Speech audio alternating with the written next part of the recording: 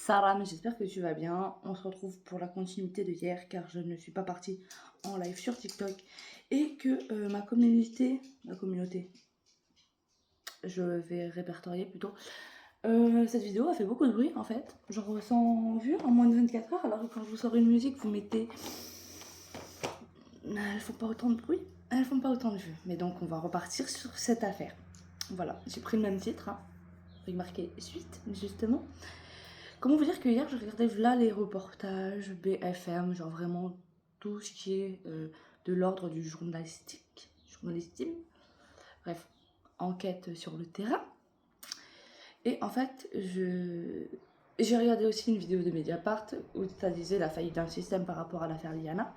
Donc c'est pour ça que j'ai pris vraiment une feuille de notes, vraiment il n'y a rien. Mais je me devais de quand même vous le verbaliser parce que tout simplement, hier j'étais beaucoup dans l'émotion quand je vous parlais de cette affaire. Là je suis bien plus posée, la preuve en est j'ai fait des notes. On va faire des notes. Oui, notes. Donc, au niveau de la politique, ce que j'ai en fait à redire et à dire, c'est qu'ils ont fixé toutes leurs conditions sur 10 ans sur le trafic de stupes, les narcotrafics, le banditisme. Tout ça pour... on sait, on a vu, on voyait nous.org, le nombre de féminicides qui se passaient par mois, par jour, par année, où je suis en train de me rendre compte que peut-être que notre politique, je dis bien le mot peut-être, hein, vous savez, moi je ne suis que la bouffonne du roi, mais peut-être que la politique en fait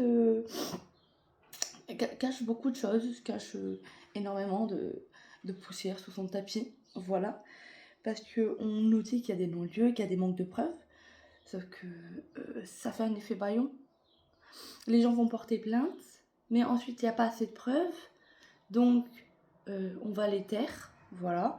Ce qui fait un effet bâillon, en fait, tout simplement. Genre, plus les gens vont parler, moins ils vont avoir l'impression d'être écoutés, d'être entendus. Comme je vous disais hier, je vais l'appeler ma soeur, voilà, comme ça vous vous faites une idée sur qui c'est.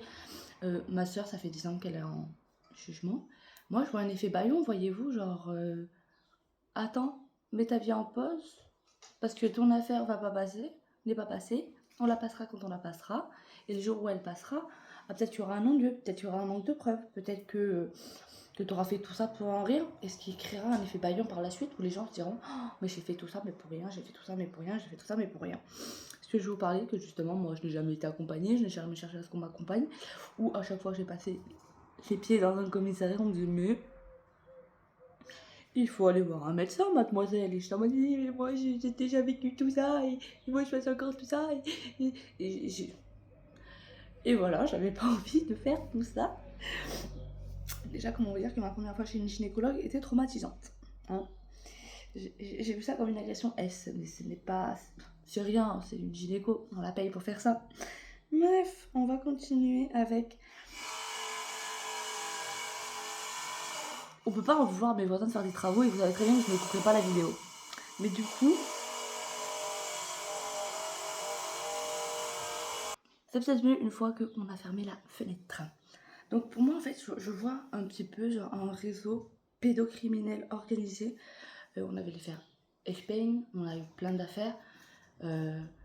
Nous, dans le sud, il y a eu plein d'affaires où justement, c'est pas la première fois qu'on entend qu'il y a des enfants qui se font enlever, kidnappés et tués. Si heureusement, c'est horrible de dire hein, heureusement qu'elle est morte, que son supplice c'est terminé. Parce que si c'était pour que elle finisse comme une petite du Gard ou de la Drôme, je ne sais plus, qui avait fini dans un coffre jusqu'en Allemagne pour un enlèvement, voilà. Et le pire, c'est que il y a peut-être de l'intrafamilial, du périscolaire, mais il y a aussi les réseaux de proches de proches. Alors qu'est-ce que j'entends par là, de proches de proches? Les amis des amis. Et on va chez les amis des amis, avec des amis d'amis. Et en fait, on ne voit pas, mais à des moments donnés, ça peut se transformer en chatouille. Je cite une dame qui a eu le courage de faire même une pièce de théâtre sur ces chatouilles, parce que ce n'étaient pas des chatouilles. Voilà. Que toute cette violence, en fait, est clairement banalisée et qu'il ne faut pas la banaliser. Parce que ça crée une hiérarchie de trauma qui ne devrait pas être. Toutes ces violences que les petits se prennent, que nous nous prenons, que nous nous sommes pris. Sur ce, je vous laisse méditer sur ça. Aussi pourquoi cette vidéo fait beaucoup de vues. Pourquoi je suis obligée d'en reparler aujourd'hui.